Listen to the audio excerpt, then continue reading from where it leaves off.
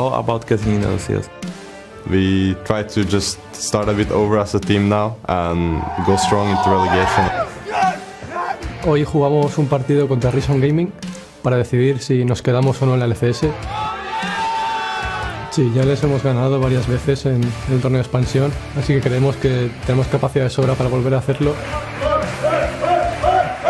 Last time we didn't prepare for them, and this is time for revenge. Haber jugado contra los mejores va a ser una carta que juega a nuestro favor. So right now it's super important to show that we still can beat a good team that can play in the LCS. We are pretty much not known. We're gonna give it everything we have, of course, show them who we are. I'm really sure that I want to win. I want to win everything.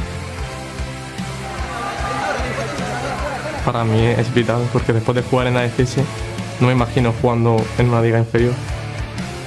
I want to be back into LCS, you know. We'll just give our best. Yo voy muy motivado hoy, voy sin ningún miedo.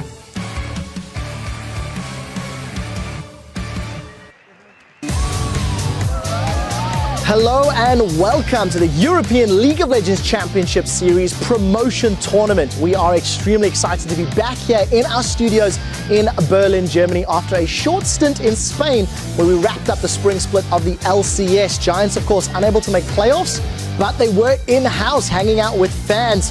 We do see Reason Gaming stepping on stage trying to take a spot in the summer split.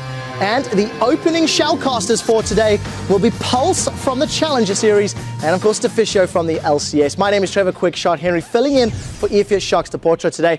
And joining me will, of course, be James Tracer O'Leary from the Challenger Series, as well as the second place spring split coach, Fabian Sheepy Mallant. Mallant? Yeah. I've been practicing. First, let's take a look back at the spring split and how it ended up and how we got here.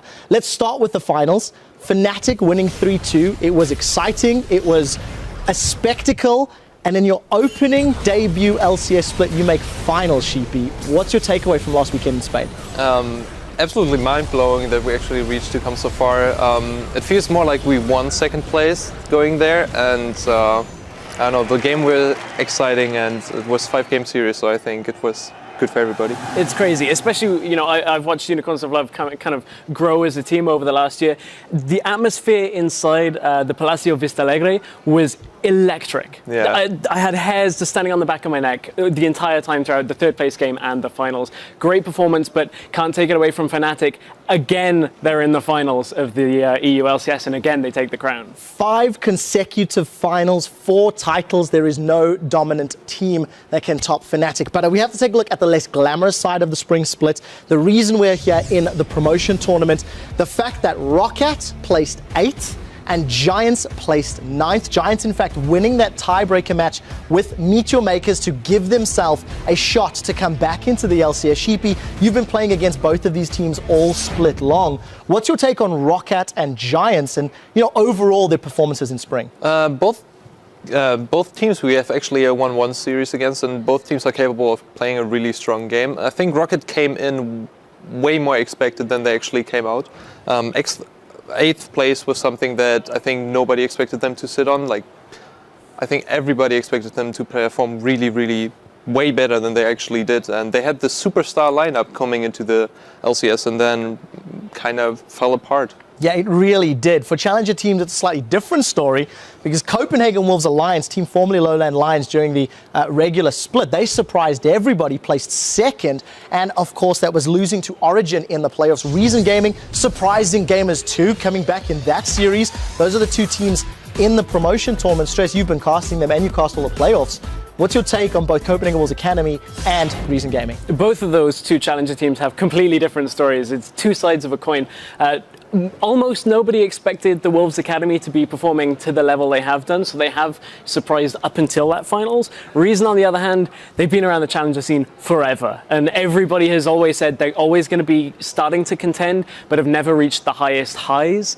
This time, can they do it? There is a bit of expectation coming into today's series. There definitely is, and there's a wealth of players on that Reason Gaming roster that have been in the LCS in 2013. We'll see if that experience helps them out. So all 4 of these teams will be fighting to claim the 2 remaining spots in the European LCS summer split. Origin were the first new team to join us for winning the Challenger Series, taking down Copenhagen Wolves Academy. That means they are replacing Meteor Makers. They'll be joining the following teams in summer: Fnatic, Unicorns of Love, H2K, SK, Gambit, Copenhagen Wolves, and Elements. And from the 4 teams we have on stage today, we will be rounding out that 10-team split. It will bring us to today, where these 2 LCS teams will be crowned on stage. We're going to start with Giants versus Reason Gaming. We're going to follow that with Roccat versus Copenhagen Wolves. Roccat were the higher seeded LCS team, which meant they got to pick between Copenhagen Wolves Academy and Reason. They picked Copenhagen Wolves Academy, the 2nd place seed. Stress, why do you think they did that? It's a very weird decision when you look at it. The higher seed picking the higher seed, it kind of reminds me of, if you remember all the way back when Unicorns came into the LCS, Millennium picked Unicorns, who everybody thought individually were the stronger team, and Millennium exited the LCS at that point. Roccat feel like they have the advantage here. We know they're very strong. It's a confident play by them, saying, hey, let's hope that the Wolves Academy break down. Honestly, like they did against Origin on stage. We'll have to find out. There's a whole lot on the line. If you guys at home want to brush up on these teams before the games begin, head over to lolesports.com. You can recap the climb through the Challenger Series, study up on all the rosters and players, look at the stats, and also vote for who you think will come out on top. Click on the schedule link. Throw your thumbs up to whoever you think will claim the prize. And before we get to that matchup, we want to check in with you guys at home. Tweet at LOL Esports and let us know, which promotion tournament team do you think has the potential to impact the LCS summer split, and why? You know where to send those answers. At LOL Esports, #LCS. We on the desk will be breaking down what you've been saying later in the day. Now, it is time to dive into our first best of 5 between Giants and Reason Gaming. Let's get right into it by taking a look at the lineups. The teams are on stage. I know they are in good spirits, and we'll start with Giants looking to defend their LCS spot. Werlib, Frederick, Pepinero, Adri, Rydell, and their coach Lothark. And hoping to go pro will be Reason Gaming. Cubon, Zayu, Take Fun, Selva, Libic. And back on the stage after a hiatus, it is Veggie. So guys, we've been talking a lot about the big picture. Let's start by talking about one of the teams in this battle, Giants. They climbed ahead of Meteor Makers in week 9. They look better than they have in a while. I feel like individually, they all stepped up right at the end of the split. And I'd like to know, Sheepy, if you agree from watching their games. Yeah, I think that Giants just found a little bit better into their playstyle. They played those more aggressive champions, went more for Diana mid lane, where Pepinero had a really strong performance as well. And also the matches against MYM, I think they just kind of go more towards the style where they burst somebody down and have like this early to mid game power spike, and I think that's something we will see again reoccurring in the series today. And there's a really interesting evolution when it comes to Giants, was that we said constantly throughout the split they looked very one-dimensional, a little bit lost at times. They obviously have been playing and scrimming against Europe's best, and they have been getting better. It was just never really enough to start beating the top teams. However, the change they made was with their AD carry on Adri, and that's reflected in his stats. 20% of his total kills of the entire spring split were picked up in week 9 in their wins, really over the Copenhagen Wolves, and that best of 1 to decide who stayed in against MYM. Yeah, and I think that individually they also showed creativity, which I was seeking out for them more. Pepinero stepped up with some really great plays. I remember both Nexus being contested at the same time, and Pepinero went for a really nice backdoor. And I think this is something I personally really enjoyed seeing. And I think Pepinero overall stepped up really immensely for the team. And now that they have other players as well stepping up for their team, I think this might be a really smooth run for them today. I agree, and I think the big one you have to talk about is Werlib, playing that Hecarim, that all-in engages over and over. We have to mention they did play 3 games in the week instead of 2 because of the tiebreaker with MYM. I mean, this was an aggressive team-fighting Giants that we'd not seen earlier in the split. Cheapy, do you think they could continue to grow? Because again, we haven't seen these guys in 3-4 weeks now. Yeah, I think maybe the pause did them really well. They came over as well, and they seem to be having a really good team synergy and really good karma in the team. So I think that if they fix their style and play to their strengths, which is, I think, the early to mid-game power spikes, especially now with the Hecarim, Diana, LeBlanc, all those champions that fit them really well, I think they can find a style that is very aggressive and very dangerous for them. Yeah. If we see that Giants that burst people down in fights, Adri cleans up, this could be a comfortable series for them. Reason we know, just as we'll get to a little bit later, they're pretty comfortable themselves. However, there's a lot of weight on the shoulders of Giants, because there was a tweet that went out earlier from Adri, the AD carry, that said, you know, if we don't win here today, we'll have let down MYM, because it was their best of one. So the Giants still, they're fighting for their spot to stay in the LCS here. Let's move on to Reason and talk about them as a team, because they weren't even meant to be in the playoffs, right? Reason actually placed 5th in the Challenger Series. Because Dignitas EU were unable to field a full roster, they actually forfeited their spot. Then all of a sudden, Reason take a game of Origin, which they hadn't done. Then all of a sudden, they beat out Gamers 2 in the 3rd place battle after digging super deep in their final game of the series. Like, very shocking. This is a team that has had so many difficulties, but seem to get better in the playoffs. Let's start with Stress. Do you think that's a fair assessment of Reason, because you've watched them more closely than most? Reason have had a fair number of difficulties over a very long period of time. In general, something we've talked about a lot in the build-up to this game is Reason's inability to maintain a lead or even gain a lead in the laning phase. And we were thinking, how do we best visualize exactly how to show this? And when you take a look at Reason's games, we actually graphed them out here for their entire split. They were only ahead in 2 games at 10 minutes. But the positive side of this is you look at the 7 games they won, 5 of the 7 games with a deficit at 10 minutes, they came back and were able to overcome a 10-minute lead. So Reason, I don't expect them to take any leads in the laning phase. I think it's very fair. I mean, when you look at that, how many times they're down, they've won games from behind. They know how to play with a deficit. Sheepy, this is something that maybe you have some insight in. Yeah, I think that right now the metagame is just fitting them really well. If they go for those later team comps with Jinx, Tristan, or something like this as a hyper carry, and they play to their strengths, then I think that right now the metagame with the double tank is just really fitting. We went for a similar style in a lot of our games where we just go with really late game comp, hyper carries, Kog'Maw, Jinx and something like this, and it works out really well because the aggressive style just dies out a little with the double tank metagame. So maybe Reason Gaming can hang on long enough in those game series and then decide the late game for themselves. Yeah, let's step a little closer and look at Cubon in particular. With some of the prep we were doing in terms of numbers, this is a guy that, wow, he goes big, or he doesn't go anywhere. I mean, 21 KDA in their victories. You want to contrast that with their losses? It's below 2. You know, 10 times performance difference for Cubon. That is something that you simply cannot rely on if you want to win a best-of-5 series and make it to LCS. There's 2 sides to Cubon, as you've already alluded to. His Aurelia is pretty much great. It's one of the best Aurelias we have in Challenger, which is why it's banned. Then you put him on something like a Maokai where he can stay alive, he's fine. But as you already said, in their losses, he falls behind, can't make plays from there. And it's a bit of a weakness at times for Reason Gaming. Yeah, we'll have to see how he handles himself. He will be going up against Werlib, and we'll see whether or not Werlib has expanded his champion pool. A lot of questions that will be answered shortly as the game is about to get underway. So let's head over to our Shellcasters to take us into the series. Thank you very much, Quickshot. Hello, ladies and gentlemen. I am Richard Polscam, and it's a privilege to be bringing you today's play-by-play with the Dane himself, Martin de Fischer-Lunga. The Dane himself, I like it. And let's see what these 2 teams can do here. Giants, on paper, would be the favorites. I mean, if you look back to expansion tournament where these 2 teams faced each other, getting into the LCS, 2 best out of 5s, 6-0 Giants, 3-0 both times, and Reason Gaming weren't even close. Now, an entire split of LCS practice for Giants. On paper, they should be even stronger compared to then.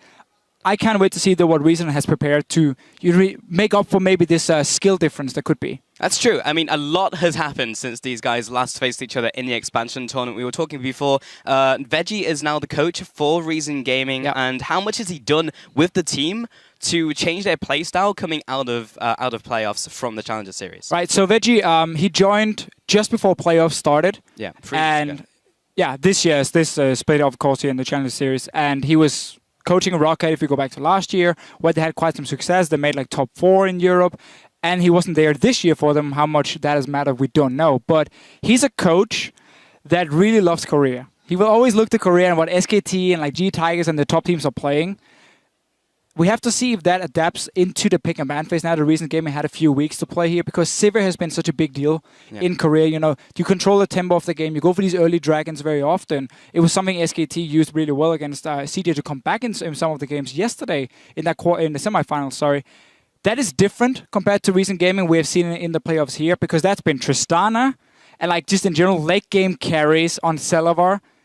Surrender the early game completely, wait till 40 minutes, and then you try and win. They would have to change up that style if they want to go for the Sivir and control that early game instead. Well, we've spoken a lot about picks and potential picks and maybe even team composition. We're going to get the answer to some of those questions as we get into Champions like Mr. Defish Show. And the first two bans are Zed and Jax. So if you ban the Jax for reason, I would ban Hecarim as well. Otherwise, you would expect Worlip to first pick that one. It really worked so well for him in the last week of the EU LCS, where they managed to beat MYM and get into this promotion tournament. So I would take away Hecarim. It is going to be a contested pick for both Coupon and Worlip up in that top lane, but Zed, not really surprising to take fun. Yeah, taking it away from take fun there. I feel like I've said that line quite a lot during the Challenger series, but well, we will have the Sivir ban up against Adri as well. It's also very interesting they ban Zed, because last time it was kind of baited into them. It's like, oh, Zed's open, I'll pick it, and then he lost with it. Yeah, because Vladimir came in as a counter pick. Giants obviously is on blue side, so they could potentially last pick it.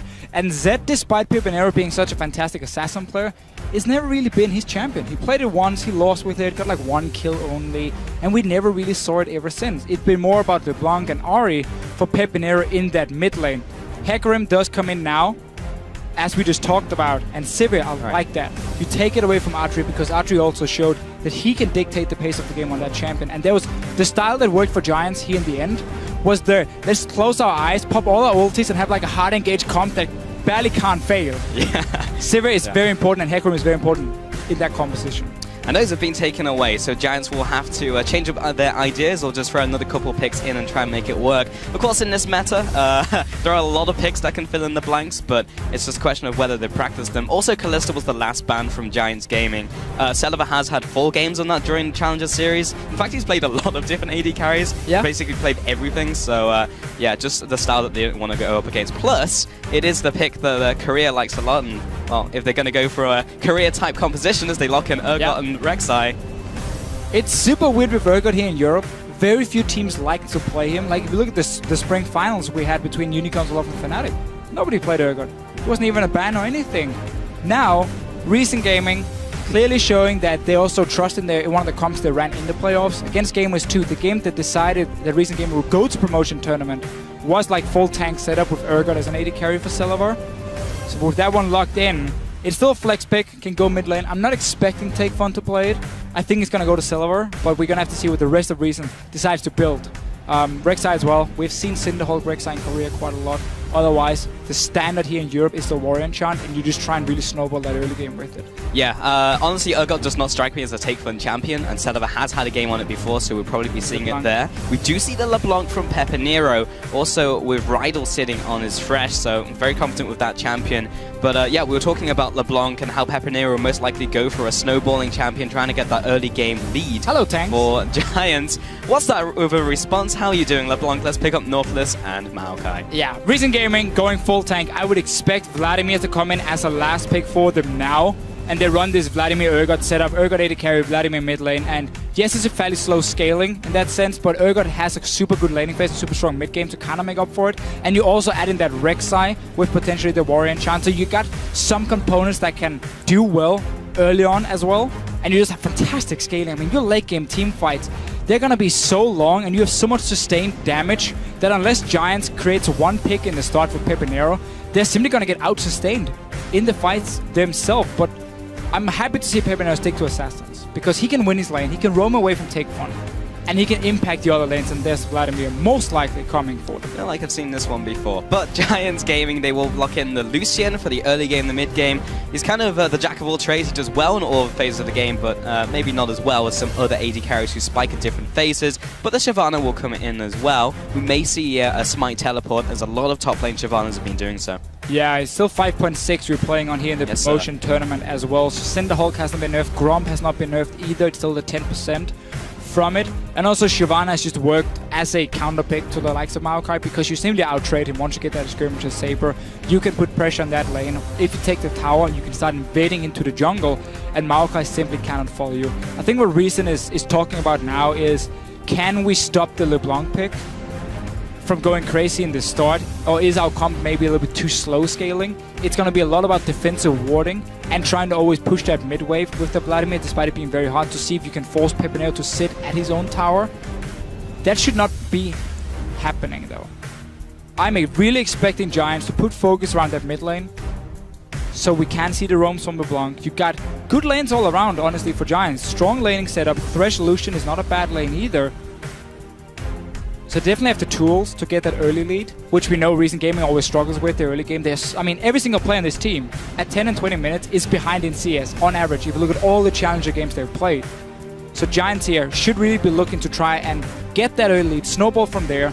If you go full late game, it becomes really difficult against all these tanks. So the funny thing about that, you were talking about Recent Gaming being behind at 10 minutes, most of Giants are as well, True. Apart from Pepinero. So a lot's going to ride on his shoulders. Frederick will most likely spend a lot of time in there.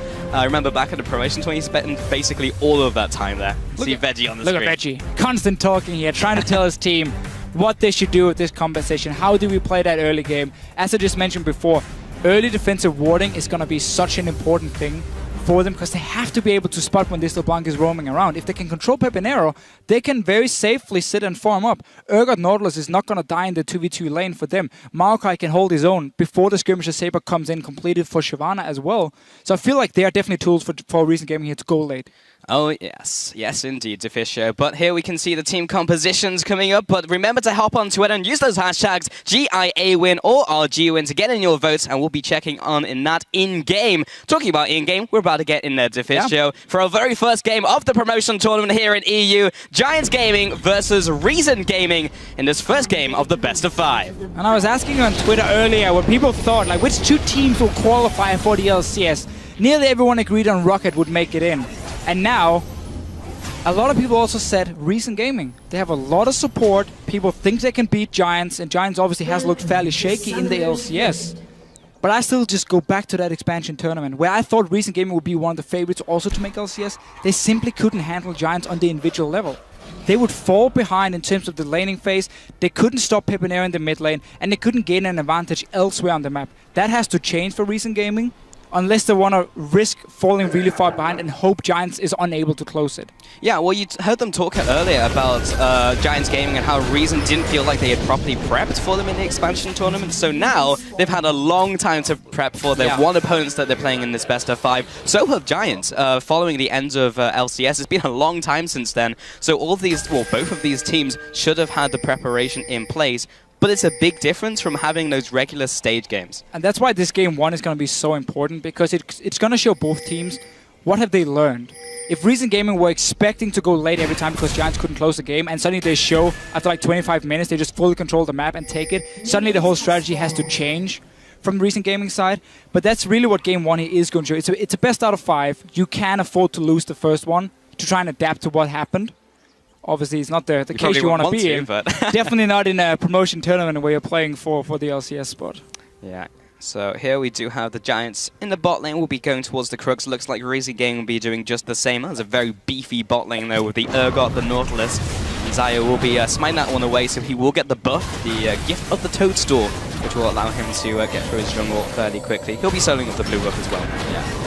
Fairly standard start. If you have a lane where you want to make sure they rush down and only lose at maximum 1 melee creep, you just have your jungler smite it, as you said, to get the buff, and then he just does the blue buff on his own. He's going to fall fairly low with the Rek'Sai now. Didn't even lose a single melee minion because of it. So they're going to get level 2 on the first range minion here. Look for them to start playing very aggressive if Giants does not expect it in time. Libic is already taking control of the bottom side bush here, and there's the level 2. They're already forcing Giants away. This is very important for Recent Gaming. Yeah, Libic has control over that bush currently. Meanwhile, the junglers are heading into the opposing jungle from Zaya. There's the harassment 1. E comes down from Saliva, and all the Acid Hunters will follow. Those corrosive charges are very annoying to play against. Zaya will be taking the first crab of the game in the bottom river. There's the hook, lands onto Rydor as well, follows up with the Acid Hunters and the auto attacks. That's still level 1 on the side of Giants. Now, Adri at least got level 2 for himself. There's a lot of potions being used suddenly, and also Zaryo here, despite falling a bit low in the blue buff, by him doing the Rift Scuttler, he builds up some more rage, then he goes underground again, so he sustains quite a bit from it, and that's going to keep him okay healthy. But I'm not expecting any early ganks. I think he's going to have to go back to base first, get one of these wards here, upgrade his Hunter's Machete, but then maybe we can see him start impacting the map. We know he's going to be stronger than the Gragas in the early stages, but already around level 6, then Gragas is going to be okay if they do end up finding each other. You can always disengage with that ulti. Well, in the bot lane, there is a pretty serious CS difference opening up here. 16 to 7. There is a big minion wave heading towards them. Just a question of how much they can get of that, while Celeber will be trying to aim that corrosive charge. Wow, right through the minions. Does manage to connect it, but it just means that Atri will take even more poke from Celeber. Yeah, it's funny with Urgot. He's one of these champions that has so many small power spikes on the web with the first few items. Even getting a tier is in great form because it opens up for this poke. You can see how he's running out of mana now from Celeber. Once tier is completed, that's not really going to be a problem. Then you get the Brutalizer. That's another one where suddenly you start doing a lot more damage. And all these small spikes here is very important for Celeber to use in this dark. When he played Urgot against GIA in the third place match, he lost the lane phase. He fell behind. He had no impact. Pepinero, though, he has quite some impact in the mid lane. Yeah, Take Fun getting a little greedy there. He just kind of stepped forwards and was on low HP. He did eat the Ignite, but Pepinero has used both of his summoners. Take Fun will go back to base, has both of his summoners available, and is actually still drawing, even if not slightly ahead of Pepinero. So even though the aggression was there, you have to question who actually came out ahead. Well, Pepinero's main goal here was to force the Vladimir back and then push in the wave. You can see how Giants is already, if you look at the river, established quite a ward line, already got a ping ward because they know they can always defend it with the LeBlanc in that mid lane. So they're trying to take over that side. Looks like actually Pepinero was not aiming to push it in, but instead was creating a big freeze, trying to get a bit of a CS advantage. He's already been back to base once. I missed that one. That's why he sits on the second Dawn's Blade. So yeah, honestly, Take Fun saving the summoners. Not losing a whole lot on it. Interesting. So Frederick looking for this early dragon here, and it is completely de-warded. As you mentioned, that warding line is kind of in the advantage of Giants Gaming right now, so doesn't have anything to contest it. And this is what you can do. If you know your bottom lane is pushing up and you have these safe wards, especially the ping, so you're not... I mean, there's really no reason for Recent Gaming to run down here. You can take that early dragon, so it's a really good setup from Giants. All built around them saying, we can contest the wards we place in a river, and once we feel like we have enough control and push out one lane, in this case the bottom lane, we go for that early one. It is spotted, they saw the buff, obviously from Recent Gaming, so they're gonna have the timer. But when you play against compositions that will try and snowball early to mid, losing a dragon at 5 minutes is very, very risky, because then suddenly that 5th dragon, it comes closer and closer and closer, and already around 30 minutes, that's going to be a thing where Reason will be forced into a team fight they might not want to take if Giants can keep controlling dragons. Yep, everything is going right so far for Giants Gaming. They will continue to try and get those small advantages in the early game. Have seen a lot of people go back to base, pick up their first couple items. Double Darrens in the mid lane, as you already talked about. But in the jungle, Frederick, no surprise, is going for the Cinderhulk with the Trailblazer. Top lane also doing the same. Got the smite from Whirlib in the top lane. And we can see here how Pepinero, by forcing Take Fun back, got quite a CS lead with the minion wave pushing down towards him. There was only 3 or 4 for Take Fun to pick up once he returned to lane. And Pepinero also hit level 6 first.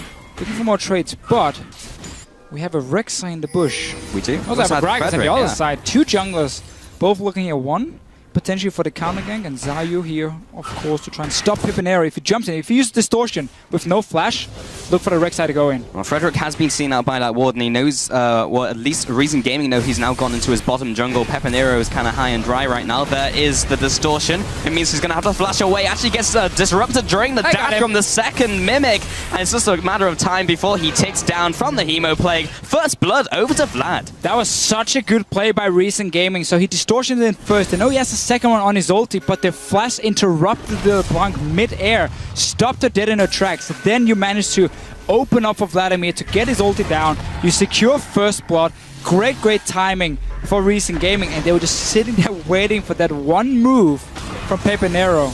He used the flash earlier. You mentioned how, was it a good trade, was it a bad trade? Yes, he got a bit of CS on it, but it meant he was open for ganks. And we were talking a lot about Zayu during the Challenger series, and there was kind of a lot of hype around him because he's a mechanically good player, but honestly he didn't turn up that much during the Challenger series. And then, just there, you saw the mechanics from him. He's got the ability to do so, and he's doing it on the big stage. Yeah. You can see the fans at home, 64% over to Giants. Kind of to be expected, they are the LCS team. They have been scrimming and playing against those top teams. But Reason Gaming, they have the ability to take it late. They have the ability to take down the top teams. We saw it even against Origin. We did. They got the game 1 against Origin, which was one of those games where Reason managed to go late game. They stopped Origin. Every time they went to Baron, we got to like 45 minutes, and Celavar playing Tristana in that game just started becoming a massive carry, obviously. Urgot won't have the same damage, but it's a different kind of style. You're going to be so tanky instead, and with full armor penetration, your sustained damage is okay, and you're just so hard to take down. Now, ulti on the artery. Oh, there's the depth charge. There's a hook onto Rydal. Was not expecting that one. There comes the position reverser onto Rydal, and he goes down with Zayu coming in for the assist as well. They'll walk through the box. And that's another kill going over to Reason Gaming. And Celavar will be happy to clear up the rest of this mini wave and throw that towards Adri. CC Chin now, another gang in the mid lane. The flash, the body slam, the ultimate as well, right into Pepinero. We do have the teleport down from Kuban. It may be too late, and yet it is. Comes out with the arcane smash, but it's not enough damage to take down the LeBlanc. So a kill in return for Giants. But from the bot lane, it's Livic and Zayu, the diving buddies, with the diver himself, Nautilus. But he will decide to back away from this one. Werlip, meanwhile, was taking out those Raptors. Red buff and Raptor taken from Werlip on this Shyvana here. Late TP coming from Kuban. Couldn't save his mid laner, so Giants, despite losing a few kills on the bottom side, or the 1 kill, does manage to turn it around, and we cannot ignore the fact that Werlip has already been invading into the enemy jungle. We have to remember, even though he's even in CS, the jungle camps, especially once he gets the Skirmisher Saber, is going to count for a lot more gold for him. So we're going to have to keep track of that if he can keep invading in and taking buffs from Reason Gaming out and camps. Yep, so that did send Takefun back to base, and he has picked up his Hextech Revolver and the Null Magic Mantle, so we'll see where his item build goes this game. It's typically, of course, the Zhonya's Hourglass, the Abyssal Scepter with the Will of Ancients. It's just which configuration and which order he's going to go in. I feel like when you're against LeBlanc in lane here, just have the Hextech and then go for that Abyssal Scepter. You don't really need to upgrade your Hextech instantly. It's not that big of a deal for you in the start. So just get that Abyssal as early as possible on Vladimir, and you can really start sustaining really well. And you just focus on power farming. You're already falling behind in CS. Pepinero has been controlling the lane. Only little misstep for him, I guess we can't even call it a misstep, was that jump in very aggressive trade. Rydal and Frederick are looking for take fun. Well, he's already used the Sanguine Pulse, so he's going to have to try and run out. He's already used the Ghost, gets knocked up against the wall as well. The hook goes wide, doesn't quite land. Rydal just wasn't in range. Face plants the wall, and that means that Take Fun gets away. That was not as intended. Didn't look too pretty here. Pepinero could have secured that kill, I believe, on Take Fun, but once again, it's Giants roaming into this mid lane here, trying to apply pressure on the Vladimir, really keeping down 60 CS only for Take Fun. Yeah, well, he is ahead in that lane, at least. He's got that going for him. Meanwhile, on the top lane, it's completely even. It's just kind of two big tanky dudes fighting up against each other. Bot lane, though, the advantage has actually swung back in favor of Adri since the early game. Celavar has still been farming up fairly well, but that advantage to Lucian will be fairly nice as they progress into the mid-game and try and increase that advantage that they need to get against this late-game scaling team from Reason. Yeah, what you really want for Giants is some good burst damage in the first few team fights. Vladimir is one of those champions. If you have burst, you can either force him to early pull, lose a lot of HP, or you can simply just kill him in one CC chain. Let's see what happens here, though. We was talking about CC. Rydal waits for the flash, lands the dredge line as well. There's the flay, but we've seen this one before, and he is dead. The amount of CC, I mean, Nautilus ulti, then you're not going to move for a while. Then you get swapped by the Urgot, then you get knocked up by the Rek'Sai. I mean, you're just stuck in place for such a long time. That was a kill for Reason, so Frederick cannot start this dragon. Reason should look themselves, honestly, to secure this one. Stop Giants from getting all these early dragons. You know the support is dead. Take Fun, though, is staying back at his own tower, and the Urgot is pushing in because Libic went back to base. So they didn't want to try and use that one kill to force a fight at a dragon. Still alive. I feel like that's one of the plays you can make, especially because you didn't, while you invested ultis, you were not low on HP or anything. Oh, meanwhile, on the bot lane, though, Pepinero from the sidelines. There's the ultimate once again with the lockdown, knocks him against the wall, jukes in the burst for vision, but it's not too long before the Urgot goes down. And that is another kill over to Giants. We talked about how Reason Gaming needed defensive wards to try and spot Pepinero. Look at the jungle of Reason Gaming, there's nothing. It's 2 wards from Giants and then a few tunnels from the Rek'Sai. So Pepinero could move from the lane down behind Celavar. Probably didn't even expect anything and simply ends up dying. So both teams been trading kills. Now, once again, they're on to Take Fun. The hook doesn't land, but Take Fun's already used the Sanguine Pool. He doesn't have Flash, he doesn't have Ghost, and he's going to get flayed, and he's going to get toasted. I didn't quite rhyme. I tried. And so did Take Fun, but it didn't work out. Zion out, taking up this crab with Libic. The Dragon is still alive. It's 13 minutes into the game. Yeah, but nobody wants the Dragon to go over because they can keep killing each other in the lanes. Either you chain CC from Reason, you get a kill with the gang from a Rex side, or you have people either roaming to mid or roaming to bottom lane. And nobody really seems to respect when people are missing on the map. And therefore they just get caught out again and again and again. And there's not enough wards to spot the roams either. But yeah, Dragon is alive. So if Reason knows this blue buff is being started, it could be the opening for them to at least set up some vision around it. We can see Lipic already moving into the Raptor camp.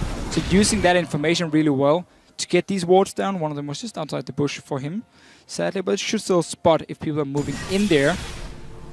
So Reason Gaming has good control around it. You have a lot of engage. Righteous Glory already completed for your Maokai. You have to swap from an Urgot, so you can set up a fight here. And if Giants comes in uncoordinated, you just instantly engage on one target and take them down. Could also be a poor little support walking into a bush. We could see that in a couple seconds. Oh, the Rider. there's one. He's found a hook. He's also found a lot of CC. He has some CC, mate. Yeah. 3 times now. Rider. Not having a good game. He's on his fresh as well, but now we not go in Dragon. the right place. Yeah, I mean, the support's dead, and Frederick is around there, so he could potentially steal. They do not have any vision, but they do have the barrel, but of course this is going to disengage, drag it out for now. Pepper Nero comes in from the left-hand side, and Reason Gaming give it up. Reason Gaming has 4 members right here. They have TP in the top lane, and they still have ulti on an Urgot. You should not be afraid of 3 guys from Giants walking in to stop you. This Dragon should not go over to Giants. Reason has to go in there and stop it right now. Otherwise, they just gave a free objective to a team having only 3 members around it. Frederick didn't even land a smite. That went down to Adri as well, so the opportunity was even there to steal. But yeah, Celeber just completely gave up the ghost. He went bot lane. Take Fun didn't even move from mid lane. He just carried on farming. Now the bot lane's trading off. There's the culling. He's going to find some minions, getting that sick farm. But still, it's kind of weird from Reason Gaming. It was just a weird decision. It's being and the Dragon safe. there would have delayed the game even further for them. Yes, it's being overly safe, honestly, for Reason. They're like, okay, we can start this one. We don't really feel too confident. We don't know how to handle the LeBlanc, so let's just back away instantly as it shows. And when you play like that, it's too easy for the other team to take advantage of it and get these objectives here for 3. 2 Dragons now for Giants, 15 minutes in. Should have been 1 for 1, and then the 5th Dragon thing is out of the window, because that's not going to happen for such a long time, where Reason will be strong enough to fight. We have to see if that comes back later in the game to haunt them. If we get that situation where Reason has to force themselves down to stop Giants from taking an objective because of what happened here in the early game. Yeah. But let's shift gears a little bit and take a step back. So Giants do have that small lead in this game. It's small but not insignificant. But taking a look at the item builds as well, it is the smite in the top lane from Werlip. Which means he's now got the Warmogs and the Skirmishers plus the Cinderhawk, so he's already benefiting from that extra HP. Mid lane, of course, actually has opted towards the Will of the Ancient over Abyssal Scepter first. Very much depends on the gold you have. Yeah. It's just like when you go back to base, if you have enough gold to complete your Abyssal or maybe get a Blasting one, you can aim for that one. In this case here, Take From was sitting on Hextech and just a Tome. So he probably just went back and had enough gold to upgrade this one. Decided to go for it. No real big deal for him. He already has some of that early magic resist we were talking about against the LeBlanc.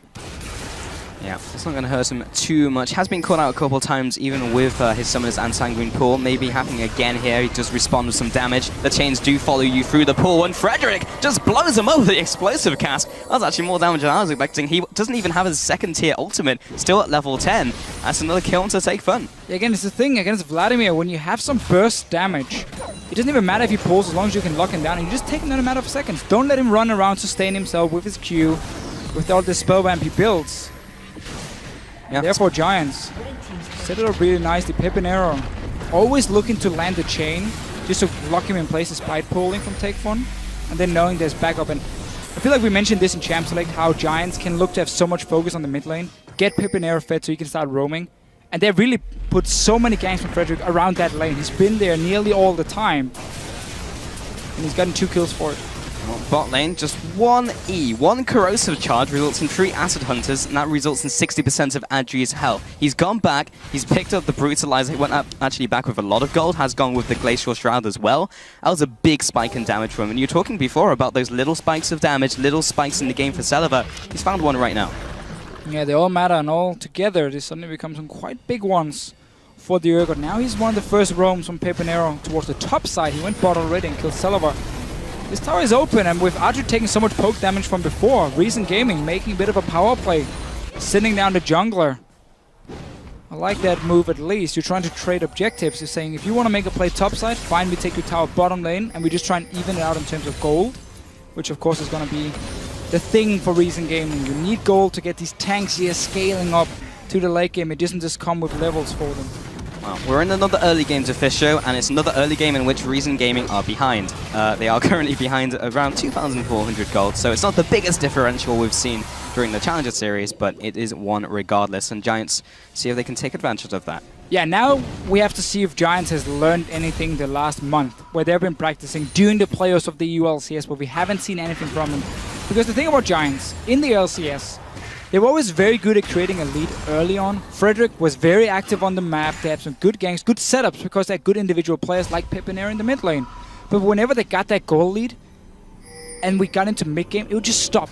Giants wouldn't know how to push the lead. They would run around trying to force a teamfight they didn't have to, and suddenly get in a disadvantage, and simply not use that early game, go late game, and then fall behind.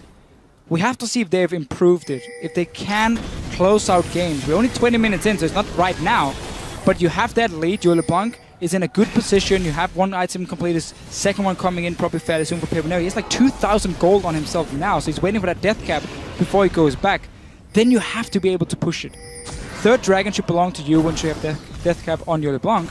You have that split pushing Shyvana here who's going to beat the Maokai every single time, even building Blade of the Ruined King for a World Leap. So nobody can stop him one-on-one from Reason. This map should belong to Giants the next 10 minutes. It should, in theory, but theory doesn't always translate to the Rift of Hishio. We'll see if Giants can execute that well. Pepinero has to go back though, we do have before Celiva Dragon. and Libic. He will have to do so. He's still mounting up a lot of gold. No doubt after this minion wave, unless he dies, that'll send him back to base. Take Fun and Zayu coming in for the gank here. Pepinero has used his flash. It's a big summoner spell down with Dragon on the horizon. Even so, he should be able to get in range to burst his target. It is a question of who's he going to go for though. Celiva doesn't have any magic resist. He's only just gone for the Mercs, and Take Fun as well. There's the death cap. Yeah, he just had enough gold for death cap. That's why he stayed in the lane. And he decided to give up vision around Dragon because you have to recall in time. Like 90 seconds is what people often say is where you got to start moving into that Dragon and start controlling it. You get a few depots in enemy jungle and then you set it up correctly. So you should have backed before that. But because he wanted that death cap so badly, he recalled a bit late. They are here now. Giants has to move in, try and contest this one. You can one-shot people with Pepinero. But Reason Gaming has finally decided already to start it. TP coming in. It's coming in. There is the spike coming down. It goes over to Frederick as well. 3 dragons over to Giants, and there's now damage control from Reason Gaming. They may be able to take out the dragon here on the way through. They pick him up. Kuban gets dragged into the fight. He'll be flashing away. Oh, the knock-up as well from Zayu, trying to get onto that back line. The Hemo Plague lands onto Adri, but there's not too much damage to follow through. Sanguine Pool will get him away from the fight, but there's no real CC to lock him down. A 1-0, but in exchange for the dragon, Giants still come out ahead. Giants technically come out ahead, yeah, with that one dragon. Take Fun. Taking about damage. No ulti yet for Pepinero. He's going to chase for it. Yep. Another Q, another Sidra Malice will be flashing away here. Follows up with another Distortion and the Ignite. He'll just tick down and bleed out. I would have thought he'd have more blood in him.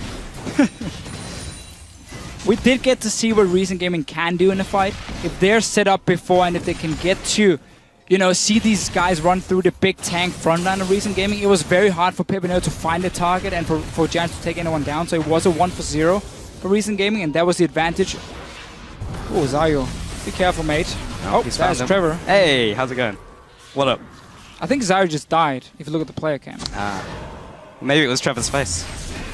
Could be. We're back, and Zayu here we go. You blink and he's gone. Pepinero still farming up the mid lane. 3-1-3 in this game. 200 CS, well over his lane opponent, Libic. Missed the hook on a wall. What we have seen now, the last few minutes, is the Pepinero show has started. He's gotten really, really fed on this LeBlanc. He's starting to pick off targets. He doesn't even need to set up a trap necessarily. We just saw him walk in and take fun, who didn't respect the damage and just died, honestly. One-on-one to Pepinero. As long as Giants can keep that going for them. You have that bottom lane tower left now. So if you push in top and mid lane, you know Recent Gaming is going to have to leave that lane, and then you can just quickly rotate down and just take that outer turret. I mean, it's currently sitting on 25% HP, so it's a very easy rotation for Giants if they want that last outer turret. And then the map is completely open, and you just decide on one of the jungle sides, either bottom lane or top side. And you just say, okay, right here, we take full control, our LeBlanc sets, and if you ever walk into this jungle, Pepinero will one-shot you. And we can go take a Baron, we can take another tower, and it becomes very, very difficult then for Recent Gaming to sit and defend. Okay, we're going to see the replay of that one. How Zayu So at first he's like, oh, so he someone could hit me there. I checked. Found him. And I still walked in range. Pepinero with the E. Pops you in the very end. Very nice. So, took him out. And now Recent Gaming are the ones pushing up. It was the split push. Pepinero this time, who takes down the bottom turret. Everything is still going according to the Deficio plan. Can they execute the rest of it? That's the question. Now Pepinero is in their jungle, trying to take out a straggler. But started Baron. They were spotted on it. Here. There's 3 wards around it. Has gone for the Blade of the Ruin King, so he does have that percent damage. But the ward over the wall will send them packing. I don't mind you checking Baron. That's fine. Recent Gaming showed they had a few wards around it and moved in. As long as you still can defend this mid tower, but you don't have to give up any gold to Recent Gaming at this point. Pepinero is trying to trade it for a tier 2 tower on the bottom side.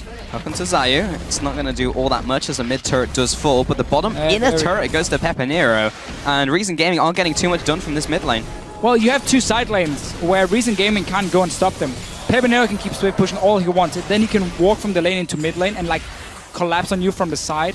Whirlip with their Blade of the Ruin King Shyvana, nobody's going to stop him either. So you just go 1-3-1 from Giants. If you feel like you can get some damage on towers, aim for that because you want to see if you can open up the base of Recent Gaming. Otherwise, you just move through their jungle and you're quickly going to be 4v3 in the mid lane. You have one-shot potential. Go in. Don't even care about tower. Just one-shot the Urgot. Tower is open for you. Yeah, Recent Gaming just kind of have to hunker down here and just sit behind their turrets, try and just wave clear the best they can.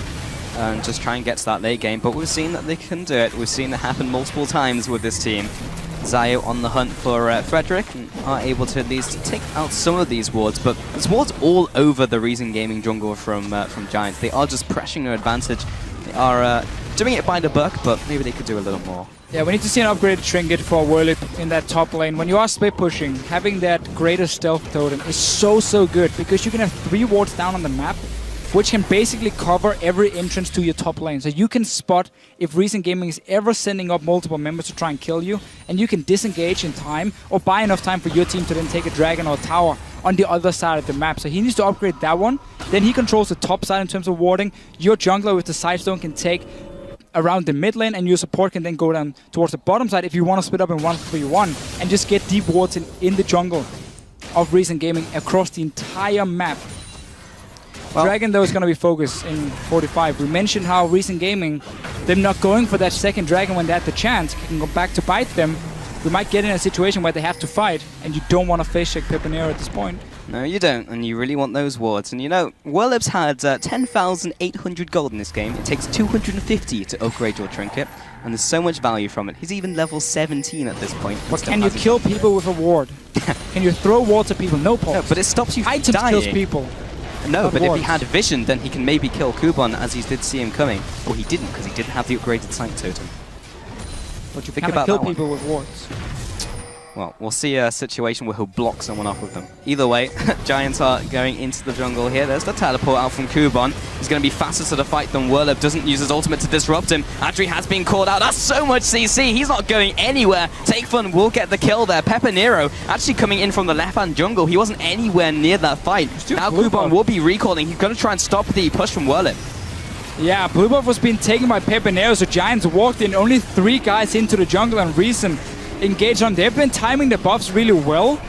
Now, can they get a dragon? Frederick, he has been positionally reversed. Okay, goes over to Zayu. When you're suppressed, good luck trying to smite it. Frederick will go down for that one, so they pick up 2 kills. Recent Gaming get the dragon as well, but Whirlip took the top turret, and they're still continuing to lose their base.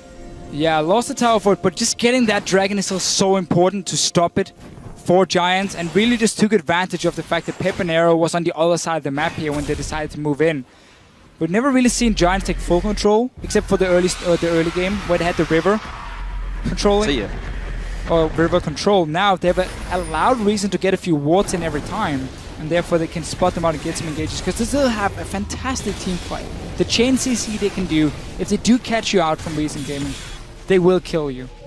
Yeah, there's also the Mercury Tread party over in the Reason Gaming camp. Every single member has Mercury Treads, apart from Libic, who has gone for the mobility boot, which is fairly staple for the support, trying to get out of that CC and a lot of damage from Pepinero. 3-1 and 3 still. He's been like that for a fair while, but he has been farming exceptionally well for a LeBlanc. 290 farm has allowed him to pick up his Luden's Echo and the Sorcerer's Boots. He's a 3-item mid laner. He does have the... that's a very interesting point, actually, because the dash will generate more, but is it actually valuable? Because, I mean, with Ari, yes, you get the extra movement speed from Q, generates more stacks. Ultimate, you get free charges. So is it worth it on LeBlanc?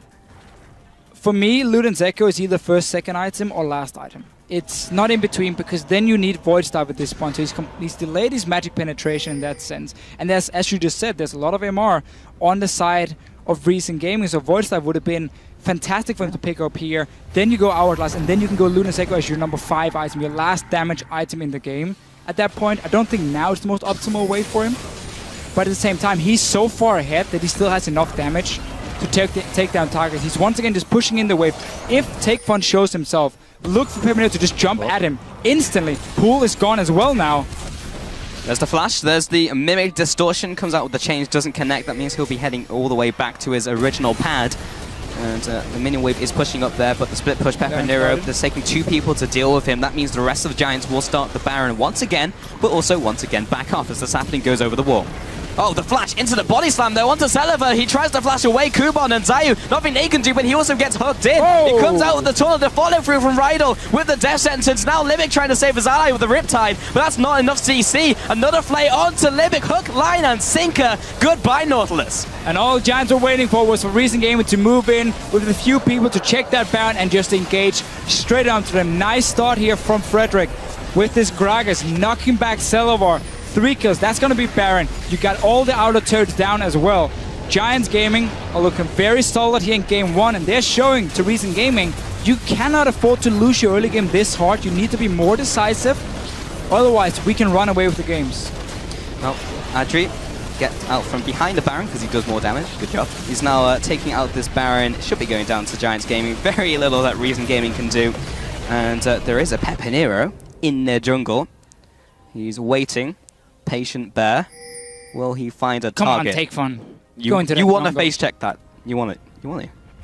Oh, no. he's a jungler. Oh, he's spotting him. Move. Pepinero. Oh, Brave Seeker. Gotta stay still, man. When there's a Rek'Sai, cannot move around. Yeah. Sayu does manage to spot him, but everyone else from Giants has gone back to base. They've picked up quite some gold. Half that Baron, now we reset the whole thing. We go back to 1-3-1 from them. You got buffed up minions in every single lane, and you got 2 side lanes with a LeBlanc and a Shyvana that you cannot stop. If it's Shyvana against Maokai, you just walk in, you start hitting that tower a little bit, then you back away. Obviously, your Cinderhawk is annoyingly enough going to deal damage with the AoE and get the tower to hit you, but just get a few hits every time. Let the minions do some work, and simply just push Reason Gaming into a corner where they cannot stop you from always getting some damage on the tower. Yep. If Tesco's has taught me anything, every little counts to this year. Oh, Willib going into the top lane. Yeah, he still has that Blade of the Ruin King, still has the skirmishes, so it's later on into the game, so this is going to continue to allow him to trade up against the tree. Meanwhile, in the mid lane, Pepinero, hey, he's finally got a Void Staff. And that will be on his 4th item, so now he'll be able to cut through that magic. We saved finally with 32 minutes in. Yeah, and he has 4 items super fast, yeah. So, I mean, you are... 2.5 items from Take Fun. Very, very, very, very, very fed on this LeBlanc, and there's been no answer for it all game long. The only thing Reason Gaming can really do in a big team fight is have Celivar sit ready for when he sees the distortion in, he pops his ulti and like try and swap him back and stun him, and you just have to take him down in that time. There's sadly also 4 other people you gotta care about. It's not just Pepinero. And here's Willib, who decides, I can tank the tower a little bit.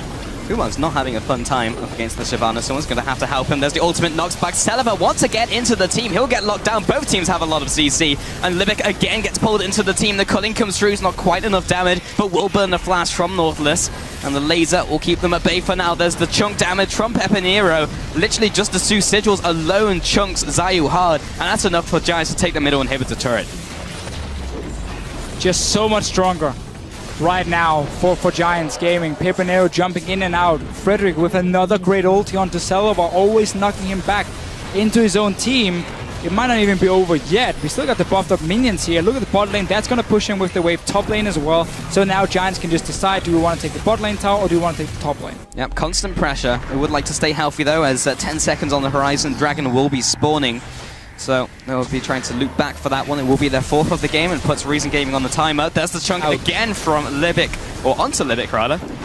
He'll most likely want to go back to base, and here is the constant siege from Giants. There's the Hemoplague and the engage from Reason Gaming. Are they strong enough at this stage in the game? The ultimate through from Whirlip lands on pretty much everyone from Reason Gaming, and the follow-up from Adri is big. Thinks he's bang, and comes out with 1 and 2. Looking for another onto Celaver, and will be picked up by Frederick here. Takefun stays underneath the turret, looks for the triple, and will indeed get it. Giants Gaming just so far ahead in this game here. We saw Reason Gaming to say, okay, we gotta try and engage. I mean, we're gonna lose our base anyway. Let's just go for it. Simply wasn't enough. The damage isn't there, and even the tankiness, because Giants are so far ahead, they look to close out game 1. Well, they're going to try and do so. 5 members against 1 from Zayu. Not a whole lot he can do. Frederick just knocks him back onto the furthest point of his spawn pad. This will be game 1 going over to Giants Gaming up against Reason. That's a pretty convincing win if I've ever seen one. Yeah, a very big part of this. Around that mid lane, Vladimir was the last pick for Reason Gaming into the LeBlanc pick for Pepinero. Clearly a matchup not in favor of Takefun. We saw every time LeBlanc jumped in, applied the chains. Yeah, you can pull it, but you still get snared, you get locked in place. Frederick was camping that lane, and he just created such a big lead for Giants. Takefun ended 100 CS behind Pepinero. Didn't even complete 3 items. Yeah, so in the early game, it was actually kind of good from Reason Gaming. They picked up those 2 early kills, and they did get ahead. They did. You're smiling at me, Diffish, yeah. Oh, no, I was adjusting my mic. Camera came back. Oh, I see. Honestly, no, early game, we saw them put focus on the bottom lane with the ganks coming from Zayu, and we had the chain CC, which worked okay. That was just about it. And whenever Reason Gaming had a chance with a numbers advantage to force a fight or force an objective, they were afraid. Yep. Giants had to walk in 2 or 3 guys, and Reason was like, okay, we back away, it's fine. And you simply gave over all the map control because of that. The defensive warding wasn't there either to spot the roams from the mid lane. And then suddenly they started getting picked off, and it was just a matter of time before the last outer turrets were gone, and the entire map was open. And when there's a Fed LeBlanc, you cannot ward everything. You cannot always spot Pepinero. And if you ever send 2 guys to kill him, Baron was started, Baron was picked up, and it was game. Yeah, it was honestly a cascade from the second Dragon. You actually said to Fisher, will come back to haunt them, that they were playing so defensively. As they started it, they backed off, even though they had the numbers advantage. Well, yeah, it did. They ended up losing the game because they just didn't have the ability to push the game back up until the point where they were able to just outscale them. Now Reason is going to be on blue side for this game here. Yeah. They banned the Sivir, which, if they want to play a more objective-focused style in the early to mid-game, if they want to run this real Korean style where Sivir has been such a good pick as well, that could be a contested one, but they would most likely have to first pick it, because we assume the Giants want it as well as a first rotation pick on that purple side, because Adri played it so much in the last few weeks of the LCS and was so good on it. We're going to have to see what happens in that pick and ban phase, but Reason definitely has to either change the mentality or the playstyle early game. If they want to run a comp like this, you got to take every little advantage you can get, or they have to change it up completely and try and match Giants in terms of early game. Yeah, and honestly, what's worked for them is trying to go for that late game. So if they become very one-dimensional, then yes, I mean, we'll see the same game over and over again. But either way, we are going to head over to the analyst desk with game 1 on the Bucks. So let's send it over to Trevor and the crew. Thank you very much, Pulse. Let's take a look at game 1. Reason Gaming picks and bans. They had a late scaling comp. Deficio mentioned it. We were talking about it. Very similar to the comp that they took down Gamers 2 in their third place battle. For Giants, I think they just went to a lot of comfort picks. Peppy back on an assassin, split push for Werlib. Nothing really surprising. What did you make from the cards? Yeah, to reach out on that, they picked the LeBlanc mid lane, which is, I think, the signature champion of Peppy. And he did exactly what he's always doing on LeBlanc. He's standing in the bush. He's putting everywhere pressure, and they are just so confined into their own vision that they can't reach out for doing any other objective play. And that just plays so much into their hands from all the other picks. Gragas for the pickoffs as well, and really power play. Shyvana, if she's left alone, she will just like push and get advantage and snowball the lane so hard. And bot lane Lucian Thresh is more of a safer play. You can easily get the pickoffs. You have the Thresh hook, you have the LeBlanc chains, and then you can just chain it up into a Lucian ultimate and deal a lot of DPS. And the Thresh Lantern just to pick some people out. In contrast, you have Reason Gaming with this really mid-late game centric, early mid games, more into like mid game with the Urgot, with the Vladimir, with the Rek'Sai, all those power picks that really have a lot of CC and have a lot of tankiness. And so it was like those two team comps playing against each other. And yeah, Giants coming out ahead. Before we get into the maybe slightly smaller details, I want to very quickly talk about that Reason comp. Very similar to what they used, I believe it was against Origin, but at the same time, very similar as Deficio was talking about. The Urgot, we don't see it a whole lot in Europe. Very similar to what SK2 and CJ Enters were kind of running with that quad tank style composition. But one of the really big things that undid Reason's game plan this game was just how good Werlib was in this game. You look at his performances on certain champions, he's very much so fallen behind. He picked up Hecarim in week 9. This time he comes back with Shyvana, and you take a look at the difference between Werlib in his averages in the regular split. At 10 minutes, his average CS was 60. In this game on Shyvana, it goes all the way up to 87 CS at that 10-minute mark. Take a look at the 20-minute mark, the same story. 141 CS is his average, 218 at 20 minutes. He got so huge on Shyvana, 4,000 health as we got later into the game, unstoppable in that top lane. And it's good to see Werlib doing well. It seems when Werlib is controlling a side lane and Peppy is finding picks, that's how Giants win their games. It's how they played in week 9 and how they picked up some of their matches. Let's talk about Reason for a moment. They got first blood on Vladimir. Pepinero had his summoners blown, pre-level 6.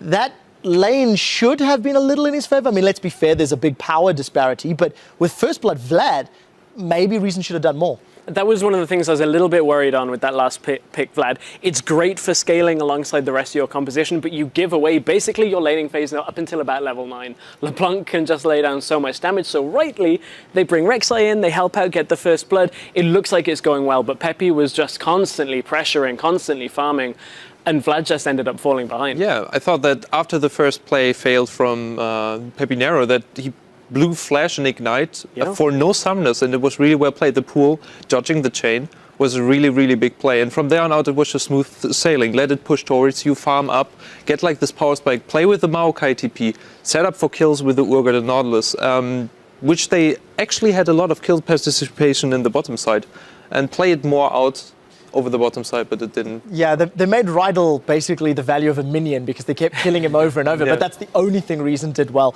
We do have a replay much later into the game where Giants were showing the strength of their mid-game team composition, and Sheepy, I know you love Frederick's engage here. That was a really nice engage. He eased over the wall, then flash onto the carry and puts the Urgot inside, getting him already 80% HP. And then just the follow-up, Werlib so tanky already, could take the tower forever, and Rydell, what a nice hook. So close apart from the minion and killing Lubick again. And just throughout this game, Frederick constantly had good engages.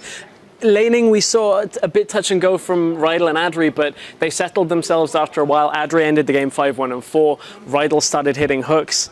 There was just a lot more consistency once they were outside of the laning phase, which when we talked about Reason, how were they going to do at 10? Reason was still down, regardless of all the ganks, still down at 500 gold at 10 minutes. And Giants took that 500 and just blew it apart. And it's interesting, right? Because you see how integral their sort of early mid-game weaknesses are. Yes, they were down less gold than their average, but they had this massive scaling team comp. They gave up early leads.